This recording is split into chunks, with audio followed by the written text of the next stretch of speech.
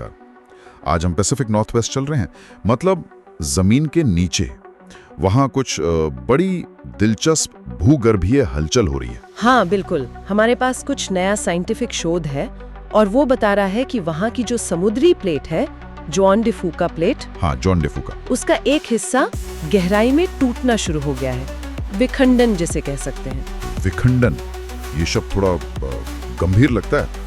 मतलब हम तो सबडक्शन को ऐसे समझते थे कि पूरी प्लेट धीरे धीरे नीचे खिसकती है। सही। तो ये टूटना क्यों हो रहा है? ये अलग कैसा है? हाँ देखिए, सबडक्शन जोन में होता क्या है कि एक प्लेट दूसरी के नीचे जाती है। यहाँ जुआन डे फूका उत्तरी अमेरिकी प्लेट के नीचे जा रही है। तो वहाँ जबरदस्त ताकतें लगती हैं, खिंचाव होता है। ये ताकतें प्लेट को सिर्फ मोड़ती नहीं, खींचती भी हैं, बहुत ज्यादा। अच्छा।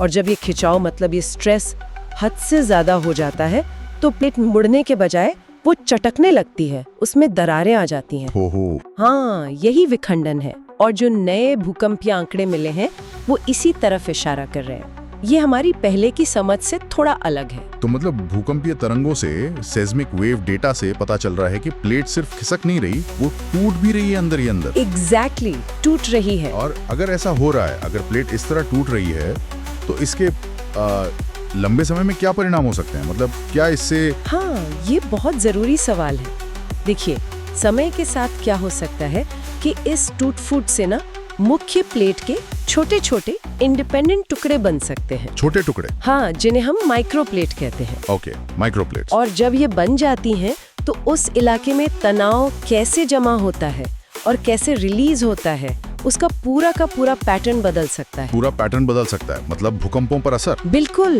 भविष्य में भूकंप कितनी बार आएंगे, कितने बड़े होंगे, यहाँ तक कि उनकी दिशा क्या होगी, इस सब पर असर पड़ सकता है। अच्छा। और ये भी कि भूकंपीय तरंगे जमीन की ऊपरी परत यानी क्रस्ट से कैसे गुजरेंगी, इससे अलग अलग जगहों पर झटकों का असर भी बदल सकता है।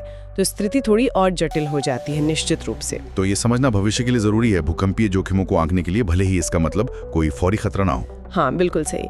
शोधकर्ता ये साफ कह रहे हैं कि ये कोई आने वाली बड़ी आपदा का अलार्म नहीं है, ऐसा कुछ नहीं है। ठीक है। लेकिन हाँ, ये खोज इस बात को और पुख्ता करती है कि पैसिफिक नॉर्थ वेस्ट भूगर्भीय रूप से कितना ज्यादा सक्रिय है और हमारी पृथ्वी की सतह वो हमारी सोच से कई ज्यादा डायनामिक है, लगातार बदल रही है। हाँ, ये तो है।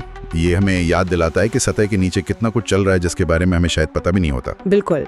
पृथ्वी की जो जटिलता है और वो कैसे लगातार एवॉल्व हो रही है, उसकी एक झलक मिलती है इससे। तो कुल मिलाकर जो मुख्य बात सामने आई है वो ये कि जुआन डे फूका प्लेट गहराई में टूट रही है, खंडित हो रही है। हाँ, यही सबसे महत्वपूर्ण खोज है। और भले ही ये तुरंत चिंता की बात ना हो, पर ये हमें टेक्टोनिक प्लेटों के व्यवहार को, खासकर सबडक्शन जोन में, एक नए नजरिए से देखने पर मजबूर करती है। सही कहा।